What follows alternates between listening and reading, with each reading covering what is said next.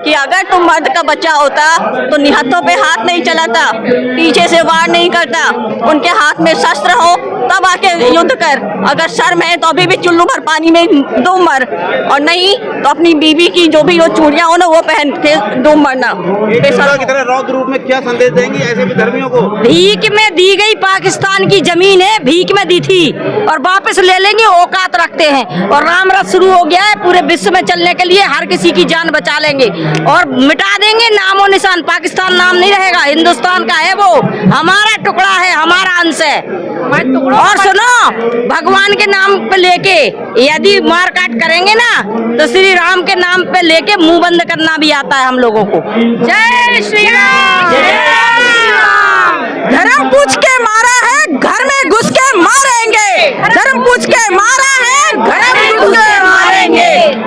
हम लोग बस यही कहना चाहते हैं, सुधर जाओ, एक मौका है, इसके बाद ना तुम घर के रहोगे ना घाट के रहोगे। अब तो कोई मौका नहीं है, इस बार जो तुमने हद की है अब तुम्हारे पास जैसे हमने जल संधि को खत्म कर दिया, अभी वो जल के लिए अपने पानी के लिए तड़प रहे हैं, ऐसे ही हम सारी चीजें बंद कर देंगे, तुम भूखे मरोगे। हमारी जो छत्र छाया थी वो सारी खत्म करेंगे। यहाँ एक हिंदू की बात नहीं है, एक जाति की बात नहीं, यहाँ धर्म देख के मारा गया है। पेंटे खोल खोल कर जहाँ ओम गुदा हुआ था उनको देख देख कर उन लोगों को मारा गया है। ये कोई सामान्य बात नहीं है। हम एक दुकान पे जाके अगर हम किसी से उसका नाम पूछ के सामान ले तो वो सांप्रदायिक हो जाता है। और आज यहाँ हमारे भाइयों को, जितने भी भाई 28 लोग मारे गए हैं, उनका धर्म देखकर उनको गोली से छन्नी कर दिया गया है। हम इसलिए बहुत दुखी है और ये आगे ना हो, हम उनके घर में घुसकर मारने का प्रयास करेंगे। मुसलमानों को बहिष्कार करने की भी बात निकल के आ रही है, क्या कहेंगे? बिल्कुल, पूरा बहिष्कार तो बहुत जरूरी है। वहाँ पर एक मुसलमान भी मरा है जो कि बचाने गया था, क्या कहेंगे इसके लिए? मुसलमान पर्यटकों को बचाने नहीं गया था, मुसलमान अपने घोड़े को बचाने गया था और उसके चक्कर में गोली लगी तो उसको शहीद घोषित कर दिया गया। वहाँ उनको 28 लोग नहीं दिखे मगर एक मुसलमान दिख गया।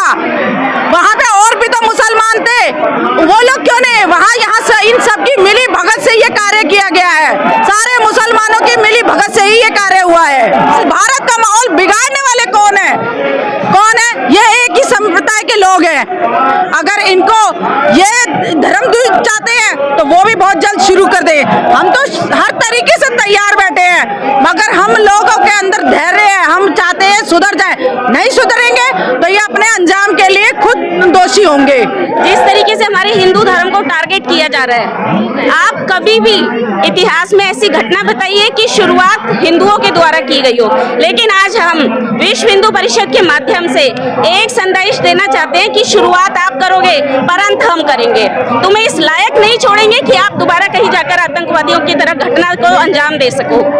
जिस तरीके से आपने हिंदुओं का नाम पूछ पूछ कर उन्हें मारा है, वैसे बोलते हैं कोई धर्म नहीं है आतंकवाद का।